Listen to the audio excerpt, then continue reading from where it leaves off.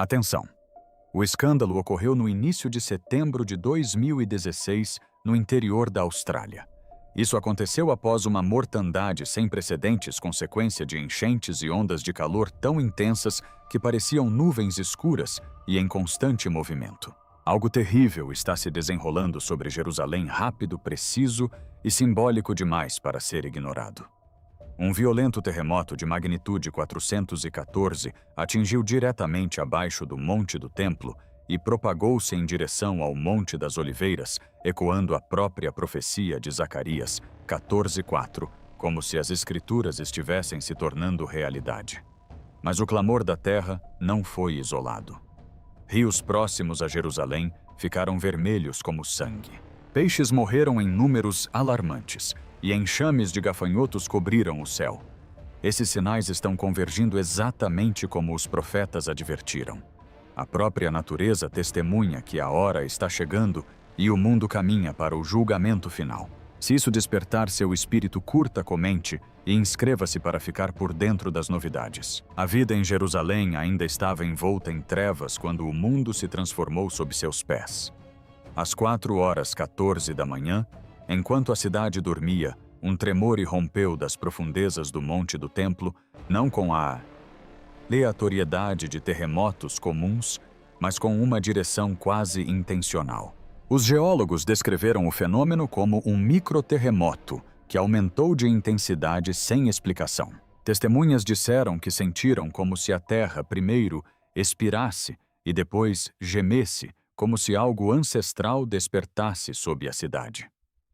Mas para aqueles que conhecem as Escrituras, o detalhe mais arrepiante não foi o tremor em si, mas o horário 4:14, pois está escrito em Zacarias 14:4, uma das profecias mais dramáticas do fim dos tempos. Naquele dia, os seus pés estarão sobre o Monte das Oliveiras, e o Monte das Oliveiras se partirá em dois.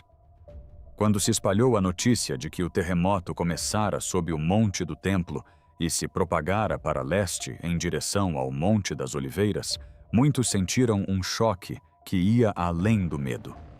Era a sensação de que a profecia não era mais um eco distante. Estava se tornando cada vez mais presente. O caminho da ruptura era tão perturbadoramente simbólico que estudiosos, rabinos e pastores de todo o mundo reagiram com a mesma expressão.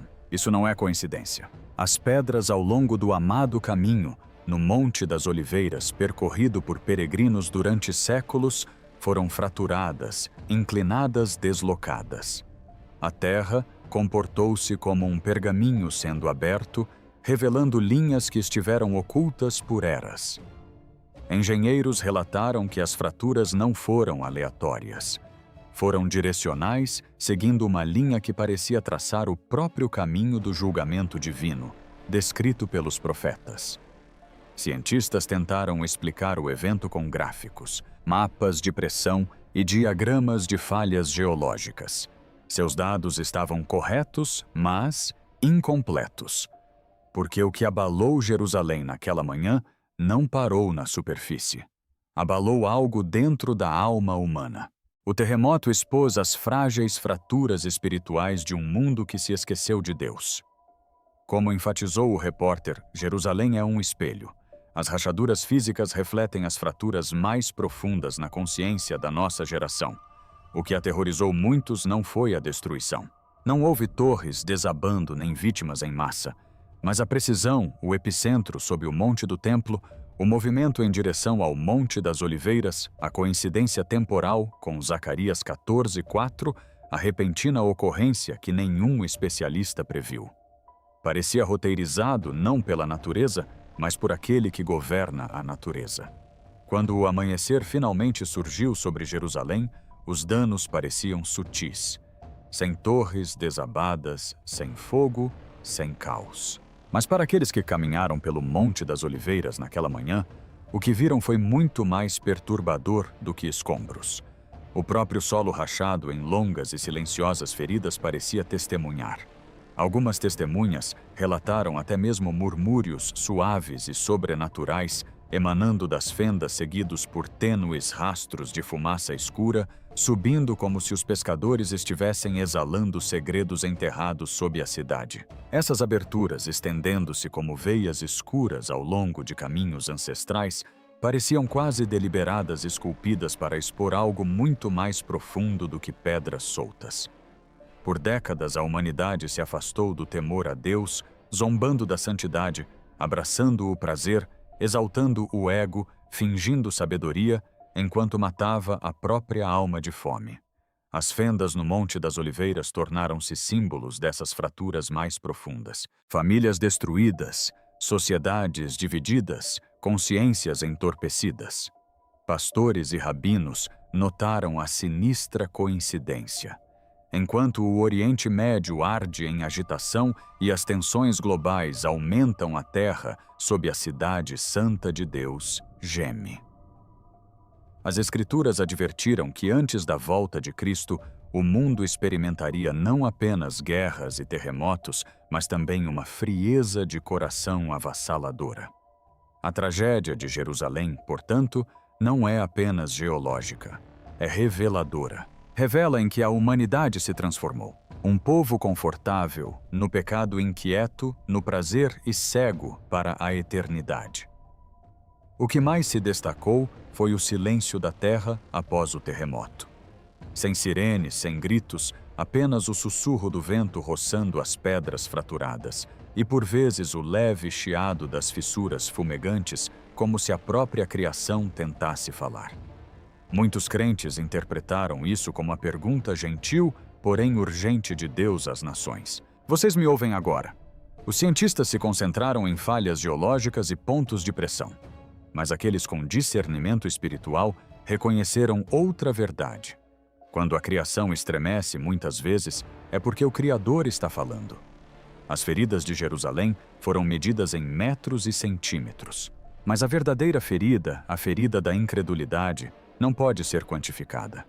Ela se estende por continentes através de cidades para dentro de lares, até o fundo de corações humanos que outrora conheceram a Deus, mas que desde então o esqueceram. E é por isso que muitos chamaram o terremoto de uma interrupção divina, um momento em que Deus momentaneamente rasgou o ruído do mundo para despertar aqueles que ainda têm ouvidos para ouvir. A terra tremeu, mas a intenção era nos abalar. Jerusalém é mais do que uma cidade. É um palco no qual Deus inscreveu seus avisos desde os tempos antigos. Quando ele treme, o mundo não deve dar de ombros. Deve escutar. Se o que está acontecendo o faz se perguntar o que virá a seguir, continue acompanhando esta investigação. Ao longo de vários riachos e canais menores próximos à região, as correntes antes límpidas começaram a adquirir uma cor vermelha profunda e perturbadora. Inicialmente, os moradores locais presumiram que se tratava de sedimentos revolvidos por movimentos sísmicos. Mas sedimentos não se tornam mais espessos como sangue, nem tingem as margens em ondas escuras e lentas. Em poucas horas, peixes começaram a flutuar à superfície, seus corpos pálidos e móveis, sendo levados rio abaixo como oferendas de um mundo moribundo. Para muitos tratava-se apenas de um episódio ambiental. Mas para aqueles que se lembravam das Escrituras, o simbolismo era impossível de ignorar. O texto enfatiza repetidamente como os eventos físicos em Jerusalém muitas vezes refletem verdades espirituais, e essas águas em transformação parecem ecoar um dos primeiros avisos da história bíblica, a praga do Nilo em Êxodo, quando o rio se transformou em sangue como sinal de julgamento divino. Naquele momento antigo, Deus confrontou uma nação endurecida. Hoje, ele pode estar confrontando um mundo endurecido. A morte dos peixes carrega um significado ainda mais profundo. Ao longo das Escrituras, a água representa vida, renovação e bênção. Quando a água se corrompe, torna-se um retrato da própria contaminação espiritual da humanidade. Quando os peixes símbolos de abundância e sustento morrem em massa, isso revela uma criação que geme sob o peso da rebelião humana. Como disse o ditado tão eloquentemente, Jerusalém é um espelho. E agora até mesmo suas águas refletem nossa condição. Mais uma vez, os cientistas se apressaram em apresentar explicações. Proliferação de algas, distúrbios minerais, depleção repentina de oxigênio. Cada teoria tinha sua lógica, mas nenhuma explicava a coincidência de datas. Por que tal transformação ocorreu na mesma semana do terremoto? Por que surgiu justamente quando a agitação global, o colapso moral e a convulsão natural já convergiam? Parecia orquestrado, não caótico, como se os elementos estivessem agindo em harmonia com uma mensagem maior do que eles mesmos. O que mais perturbou os observadores foi o silêncio que se seguiu.